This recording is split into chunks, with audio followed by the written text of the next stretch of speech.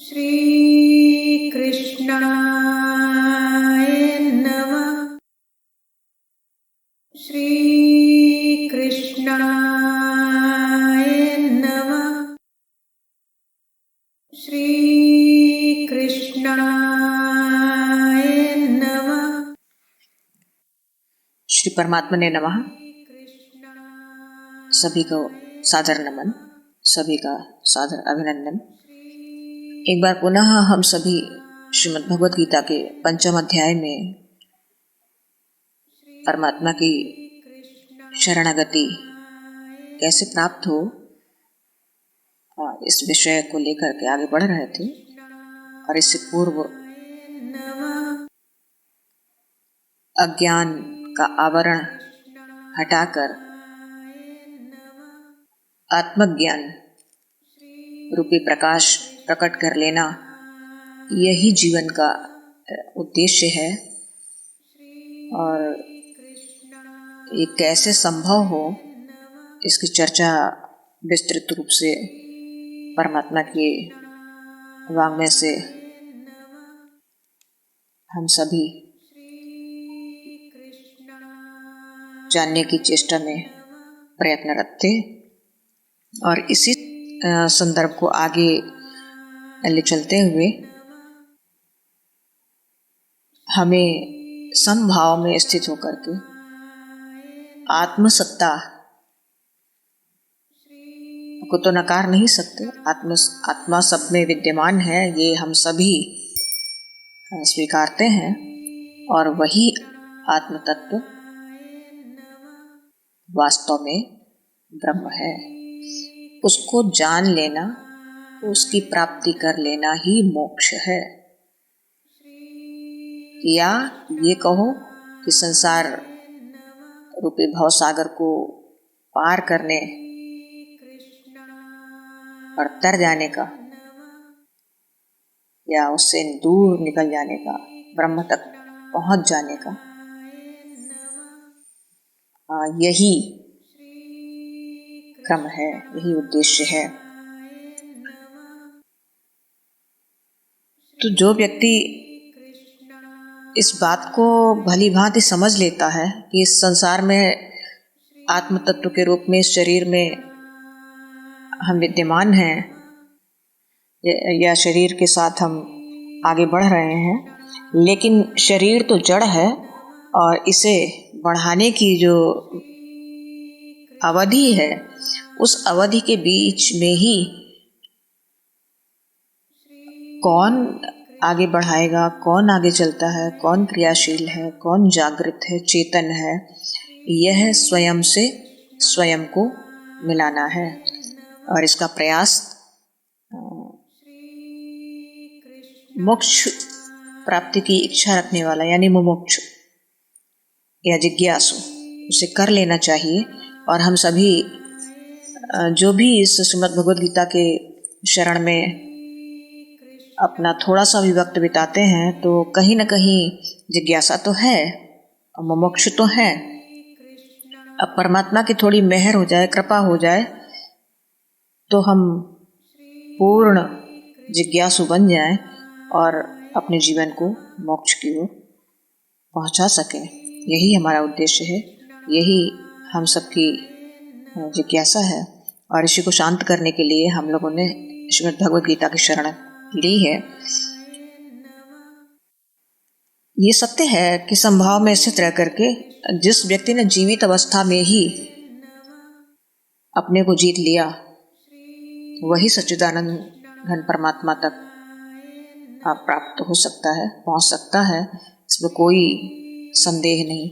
लेकिन जो वक्त आपको मिला है वो अनिश्चित है, इसलिए वक्त की गरिमा को पहचानते हुए, वक्त की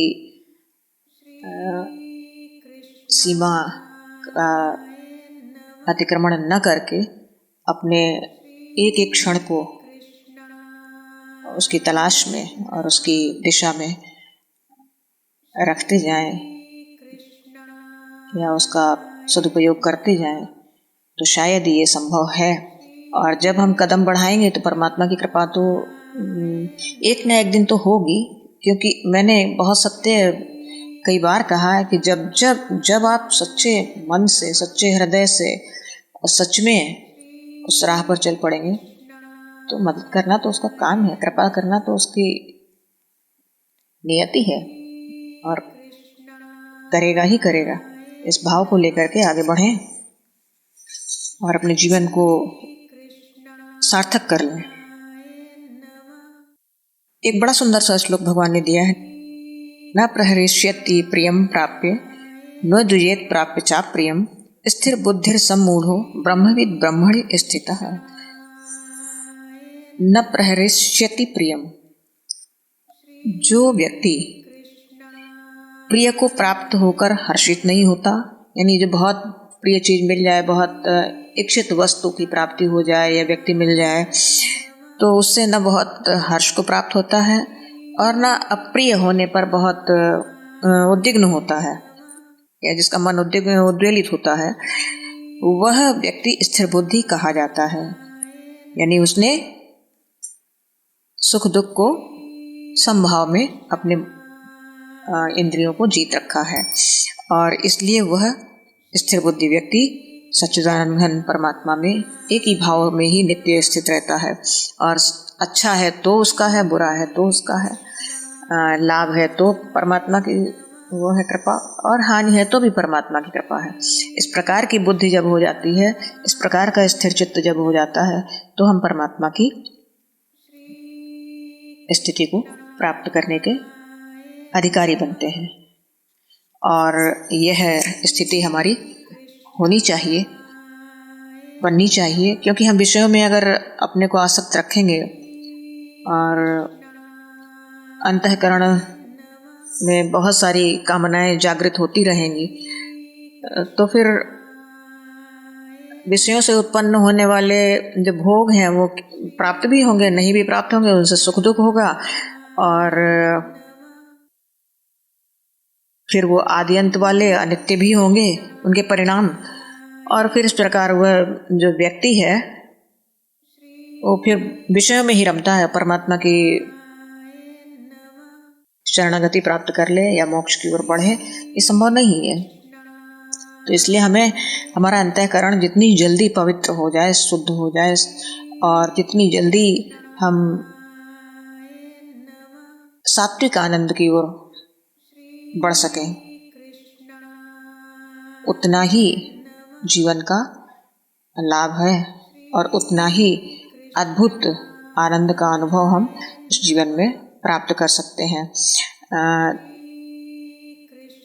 कभी कभी आपने देखा होगा कि जब हम बाह्य वस्तुओं की ओर या सांसारिक वस्तुओं की ओर बहुत ज़्यादा आकर्षित होते हैं, बहुत ज़्यादा उनकी ओर अपना मन लगाते हैं और प्राप्त करने के लिए हर संभव कोशिशें करते हैं, प्रयासरत रहते हैं, तो वो पतंगे वाली स्थिति होती है।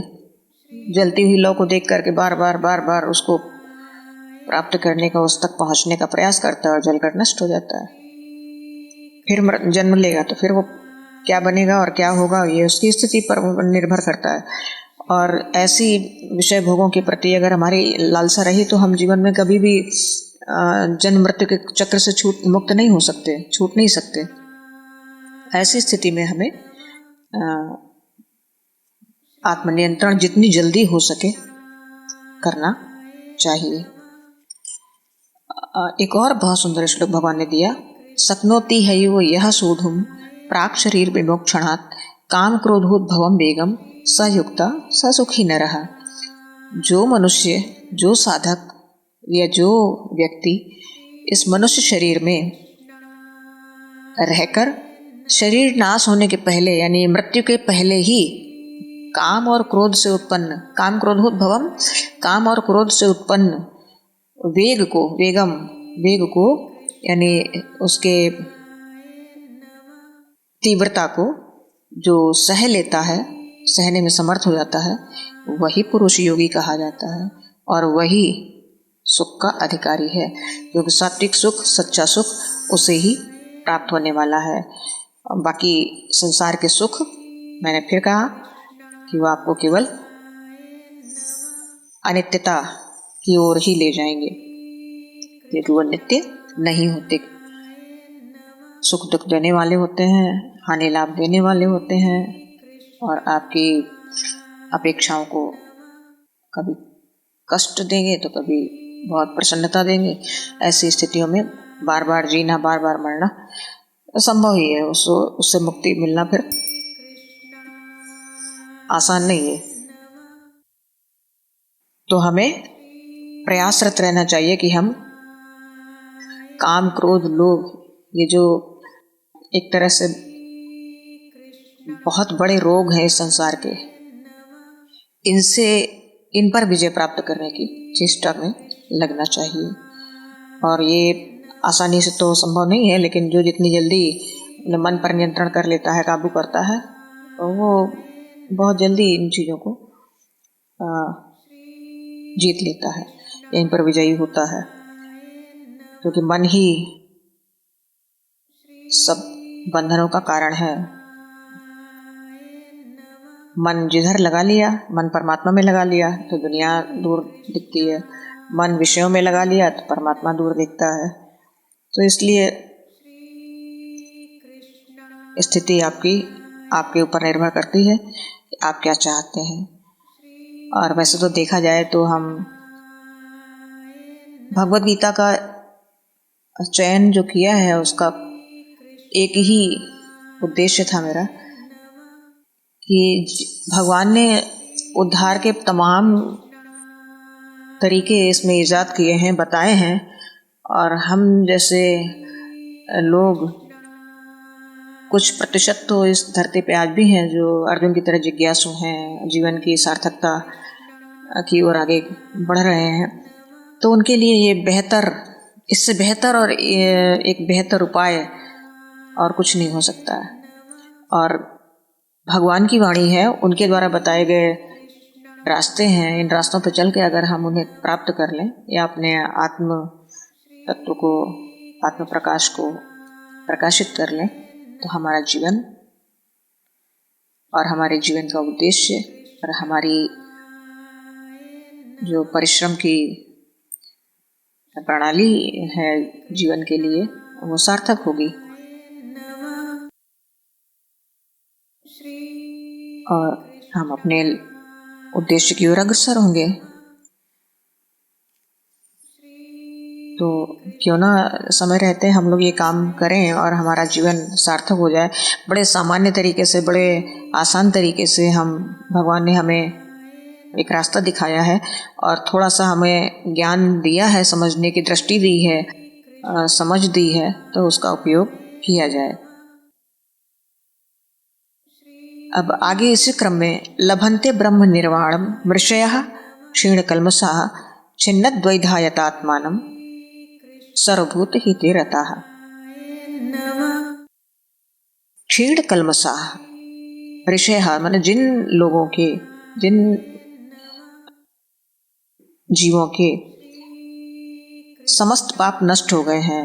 क्षीणकल्मषाः बिल्कुल जिनके पाप नष्ट हो गए हैं, या जिन्होंने अपने ऊपर इतना नियंत्रण कर लिया कि पाप का कोई फल उन्हें प्राप्त नहीं होता।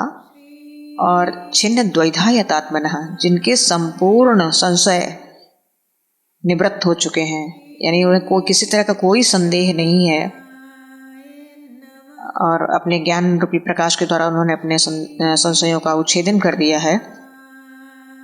तथा सर्वभूत हिते रताः समस्त प्राणियों के हित में जो लगे हुए हैं, लगातार सबकी भलाई में जिनका मन तत्पर है, और जिनका जीता हुआ मन यतात्मनः मतलब जिसकी मन पर विजय प्राप्त हो गई है, जिसने अपने मन को नियंत्रित कर लिया है, निश्चल भाव से परमात्मा में ही जो स्थित है, वह ब्रह्मवेत्ता पुरुष कहा जाता है और वह ब्रह्म को प्राप्त होता है। ब्रह्म निर्वाण, वह ब्रह्म को प्राप्त होगा ही होगा, ऐसा परमात्मा संकेत करते हैं। तो अगर हमारी वृत्तियां, बड़ा सुंदर श्लोक है, अगर हमारी वृत्तियां कर्म करके उनके फलों की प्राप्ति की ओर अग्रसर न हो, फल की चाहत न हो, कभी कर्म जो बनते हैं वो हो रहे हैं लेकिन उनका प्रतिफल नहीं चाहिए, इस भाव को लेकर के जो जीते रहते हैं, जिनके संपूर्ण संशय विनष्ट हो गए, संदेह नाम की चीज जिनके अंदर नहीं रह गई है, परमात्मा के सिवा संसार में कुछ भी प्राप्त करने योग्य नहीं है, ऐसा जिनका विचार स्थिर हो चुका है, वे संपूर्ण प्राणियों में एक ही ब्रह्म को देखते हैं और उनके हित में जो कर सकते हैं वो करते हैं, नहीं कर सकते हैं तो शांत हैं। ऐसा निश्चल भाव व्यक्ति ब्रह्मवेत्ता कहा जा सकता है, कहा कहलाता है और ब्रह्म में लीन हो जाता है अंत में। तो भगवान को हमें प्राप्त करने का सबसे अच्छा मार्ग समर्पण है और अपनी इंद्रियों को वश में करना, मन को नियंत्रित करना। ये तो बनी बनाई बात है, तभी हम आगे बढ़ेंगे, तभी जब हमने अपने मन को बहुत नियंत्रित स्थिति में देखा है तभी तो हम श्रीमद् भगवद गीता की ओर बढ़े होंगे। परंतु तो संसार में भगवद गीता तो कब से है और कितने लोग पढ़ते हैं इसको, कितने लोग उसके अनुयायी हैं। कसम तो बहुत खाते होंगे, नाम बहुत लेते होंगे, लेकिन इसके अंदर क्या है वो जानने की जिज्ञासा किसी किसी में होती है, हर किसी में ये प्रवृत्ति नहीं हो सकती। और ये भी परम कृपा का ही एक विषय है, बिना उनकी कृपा के हम इसकी ओर कदम बढ़ा नहीं सकते, ऐसा मेरा विश्वास है और ऐसा ही है। आगे फिर देखिए, फिर काम क्रोध वाली बात आई। काम क्रोध वियुक्ता नाम यति नाम यत चेतसाम अभितो ब्रह्म निर्वाणम वर्तते विदितात्मनाम। काम क्रोध वियुक्ता नाम, काम और क्रोध से जो रहित हैं, और यति नाम यत चेतसाम, जिन्होंने अपने चित्त को जीत लिया है, मन पर जिसने नियंत्रण कर लिया है, जिनका मन इधर उधर नहीं डिगता। और साथ में कहा कि विदितात्मनम, जो आत्म साक्षात्कार के लिए यानी परमात्मा के साक्षात्कार के लिए जो प्रयत्नशील हैं या प्रयत्न करते हैं, ऐसे पुरुषों को परम शांति की प्राप्ति होती है। जो सब ओर से शांत हो चुके हैं, सब ओर से जिनका मन रमने से एक चित्त हो चुका है, जो एकाग्र चित्त जो है, वो व्यक्ति, नियंत्रित चित्त वाला व्यक्ति परम शांति को प्राप्त करता है, इसमें कोई संदेह नहीं है। सबसे पहले अगर देखा जाए, जहाँ भी प्रश्न उठता है वहाँ काम और क्रोध की बात आती है। कामनाओं का शमन करना और क्रोध पर नियंत्रण करना ये बहुत ज़रूरी है, और इसके बाद ही आप कुछ करने में समर्थ हो पाते हैं। और ये भी तब संभव है जबकि आप का मन इस अज्ञान रूपी आवरण को हटाने के लिए तत्पर हो, तभी ये चीज़ें, इन पर नियंत्रण संभव होता है।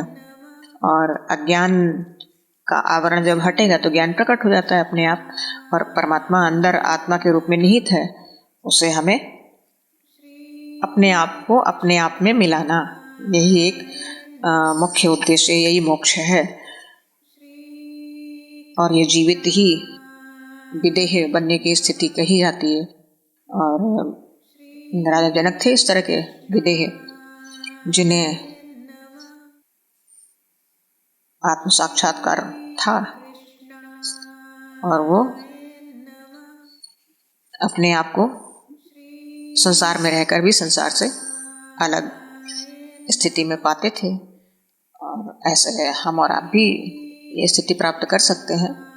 सारे काम किए उन्होंने, जीवन का कोई कार्य भी नहीं उन्होंने छोड़ा, और मोह माया ममता सबको उन्होंने प्रदर्शित भी किया। दर्शन तो भगवान भी देने आते हैं, तो एक उदाहरण छोड़ कर जाते हैं। तो ये सब हो रहा है, होने के लिए है, आएगा, होगा, जो हम कर रहे हैं, जो हमारे द्वारा किया जा रहा, हो रहा, वो परमात्मा की इच्छा से उस शरीर से कराया जा रहा है। बस इस मनोवृत्ति को या इस ज्ञान को अपने में धारण करना है, और उसके बाद सब कुछ उस पर छोड़ देना है। जब आप उस पर छोड़ देते हैं तो आपकी लगाम उसके हाथ में होती है। वो सारथी जब होता है तो वही कराता है जो करना चाहिए, वही होता जो होगा। जो अर्जुन के रथ के सारथी थे, अपने जीवन रूपी रथ को अर्जुन ने सौंप दिया परमात्मा को, हम और आप भी सौंपें और सारथी उसको बना लें, तो फिर दिशा भ्रम नहीं होगा और हर कार्य में सफलता होगी। और ऐसे में भगवान की पक्षधर होने का एक फायदा भी मिलता है। भगवान के भरोसे जो हो जाता है फिर वो भगवान का हो गया, और फिर उसकी चिंता वो करने लगते हैं, तो आपको बाकी के सारे समस्याओं का समाधान स्वतः हो जाता है। तो इसलिए क्यों ना हम अपना जीवन सारथी बनाएं परमात्मा को, और अपनी जीवन रथ की गाड़ी आत्मा के रूप में तो सारथी तो बैठा ही है अंदर, बस सौंपने की देर है। जिस दिन आपने सौंप दिया तो वो सारथी आपकी बागडोर को लेकर चल पड़ा और आप उसके हवाले अपने जीवन को कर दिए, तो फिर मार्ग तो भटकने का अंदेशा ही नहीं है। और जब मार्ग नहीं भटकेंगे, पथ सही होगा तो परिणाम भी सही आएंगे। और जब सारथी परमात्मा जैसा तत्व होगा तो फिर अर्जुन की विजय सुनिश्चित है। यह संसार रूपी कुरुक्षेत्र का संग्राम जीतने में सफल हो जाएंगे और भगवान की प्राप्ति हो जाएगी, जीवन मृत्यु के बंधन से मुक्त हो जाएंगे, और जो उद्देश्य था जीवन का वो 100% सफल हो जाएगा। ये हमारी आपके लिए और अपने लिए और सभी अपनों के लिए एक प्रेरणा और एक बहुत बड़ा सत्य जिसे स्वीकार लिया है। क्योंकि उदाहरण में भगवान ने अपना परिचय दिया ही है हर जगह। अर्जुन ही, जब भी अर्जुन के सारथी बने तो अर्जुन की विजय हुई। आप और हम भी अर्जुन की तरह विजय रथ पे बैठ गए तो फिर तो जीतना ही जीतना है। तो ऐसा जीवन अपना होना चाहिए, ऐसा अपने को बनाओ। मार्ग कठिन नहीं है, उस पर थोड़ा सा चलने का मन बनाना कठिन है। चल पड़े तो फिर चल पड़े, मन बनाने में वक्त लगता है। इसी अध्याय के अंतिम श्लोक में भोक्तारम यज्ञ तपसाम सर्वलोक महेश्वरम सुहृदम सर्वभूतानां ज्ञात्वा माम शांतिम रक्षति। बहुत सुंदर श्लोक में भगवान ने बहुत सुंदर बात कही है। उन्होंने कहा कि मेरा भक्त भोक्तारम यज्ञ तपसाम, सब यज्ञ और तपों को भोगने वाला जानता है। सर्वलोक महेश्वरम, संपूर्ण लोकों के ईश्वरों का भी ईश्वर मुझे मानता है। और सर्वभूतानां सुहृदम ज्ञात्वा, समस्त प्राणियों का मित्र मुझे मानता है। और ऐसा व्यक्ति, ऐसा प्राणी स्वार्थ रहित, दयालु और प्रेमी सदैव शांति को प्राप्त होता है, इसमें कोई संदेह नहीं है। तो भगवान ने खुद कह दिया, जीव मुझे हर तरह से अपने जीवन में स्थान देता है, सब कुछ मुझे मानकर चलता है, मुझे सौंप देता है। मेरी स्थिति में ही जो प्रसन्न रहता है और सब कुछ मुझ में ही देखने लगता है, सारी उसकी अभीप्सा मुझ तक सीमित हो जाती है, वो व्यक्ति निस्संदेह शांति को प्राप्त होता है। और भगवान ने इन्हीं शब्दों के साथ इस अध्याय में अपनी महत्ता को, अपने जीवन दर्शन को और मनुष्य को किस स्थिति में रहकर कैसे परमात्मा तक पहुंच जाने का तरीका मिले, यह संपूर्ण घटनाक्रम उन्होंने इस अध्याय में उन्होंने आपको और हमको मार्गदर्शन के रूप में, भगवद गीता के रूप में प्रस्तुत किया। और यह मार्गदर्शन लेकर अगर हम चलें और जीवन का वास्तव में जिज्ञासु बनकर, सजग रहकर और परमात्मा की शरणागति को लेकर अपने जीवन का सारथी उन्हें मानकर सब कुछ करते हुए भी अकर्ता भाव में रहकर अगर हम जीवन का ये पथ तय करते हैं तो निस्संदेह हम सौभाग्यशाली हैं कि हम सजग रहे जीवन के प्रति, जीवन के उद्देश्य के प्रति और जीवन को सफलतम दिशा देने के लिए एक अच्छे, एक उपयुक्त ग्रंथ का चयन करके उसका मार्गदर्शन लेकर साक्षात भगवान को अपने जीवन रूपी रथ का सारथी बनाकर और बस मंद मंद गति से आगे बढ़कर शांति का अनुभव करते हुए सहज भाव से परमात्मा की ओर बढ़े और अपने जीवन को उस परमात्मा स्थिति में स्थिर कर सकें। यही संपूर्ण अध्याय का निष्कर्ष हमारे सामने है। और इस निष्कर्ष को प्राप्त होकर भी अगर हम दुर्भाग्य से इस आनंद में न डूब सके और इस आनंद का अनुभव न कर सके संसार में,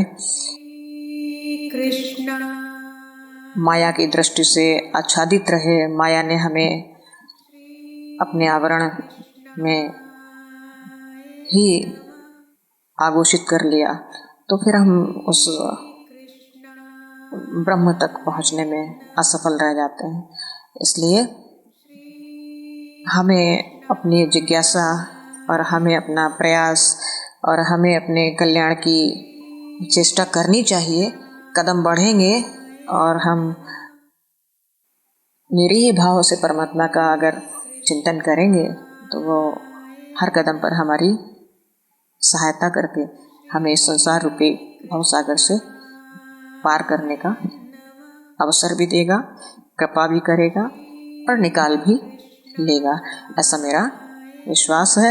और आपकी श्रद्धा, आपका प्रेम और आपकी जिज्ञासा और आपका प्रयास उस सर्वशक्तिमान सर्वव्यापी परमात्मा की ओर हो और आप उस तक पहुँचें और आपकी सद्गति हो, ऐसी हमारी कामना है।